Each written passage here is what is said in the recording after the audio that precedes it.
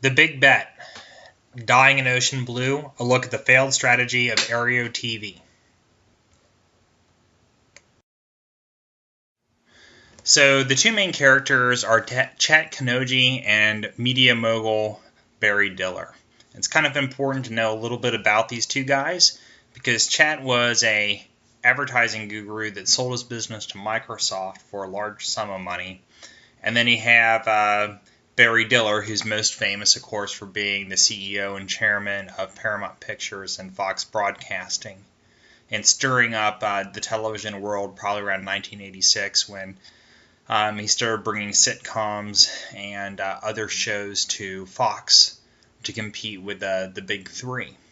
He's currently the chairman of the IAC Corporation, which is like Expedia, TripAdvisor, those types of things.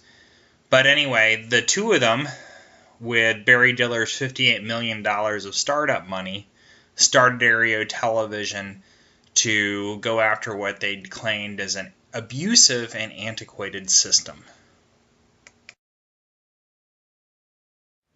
So Chet, who again believed the old content model of television is still based on archaic business models that are not set for innovation, believes that customers are forced to buy arbitrary bundles of channels. So if you're a fan of, let's just say, cooking, you still might be forced into buying channels dedicated to football from the providers. And he thinks this is just wrong.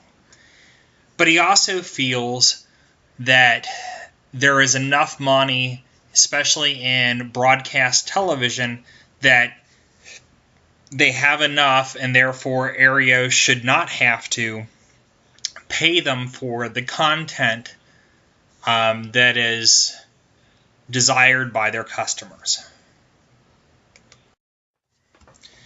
So, in order to not pay the providers, Aereo embarked on trying to find the loophole. So what is different from them compared to like the satellite and cable? They're not looking to pay billions to actually carry the signal like on a satellite or through the cable distribution centers, but instead warehouse a signal that actually comes from an antenna that is owned by their customer and then sent out to supported devices such as like an iPad or a television or a laptop. The idea is to kind of like merge what you would get from just having a rabbit ear antenna to having your own DVR. So Aereo TV launched 3 years ago with a strategy to attract a customer base through a very cheap plan which literally just supports their infrastructure and a little bit of profit. One of the things that is very appealing to Aereo's plan is the ability to cancel your contract or not have an obligation for future service. So you can have anything from paying $1 a day to spending anything to up to an $80 a year, which did get the attention of the big broadcasters. So here lies where the problem develops. And the problem from the view of the television industry is Aereo TV is snatching up their signals and providing content without paying them and trying to define them as a cable service. And Aereo is trying to claim that their technology, which provides users with their individual antenna, is different. And they are really none of the above. Therefore, they don't have to. Which, of course, then sets up a very heated legal battle to change the rules or define Aereo as being no different from what you would get from Comcast.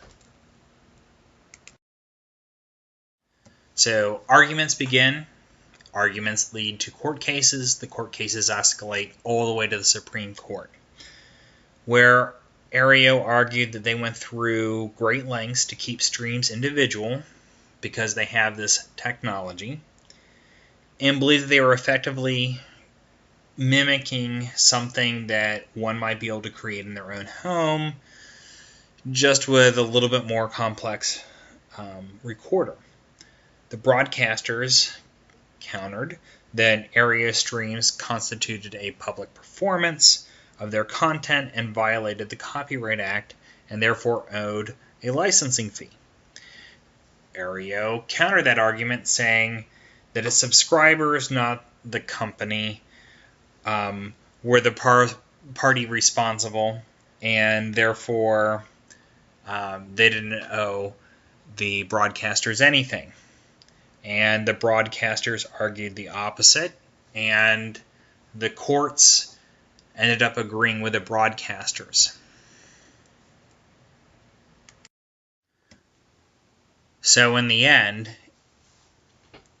the judgment against Aereo puts them in a position where they are defined from being undefined or none of the above to being a service provider like a cable company, which will actually require them to pay something to the broadcasters, which goes against their business model, which is a problem.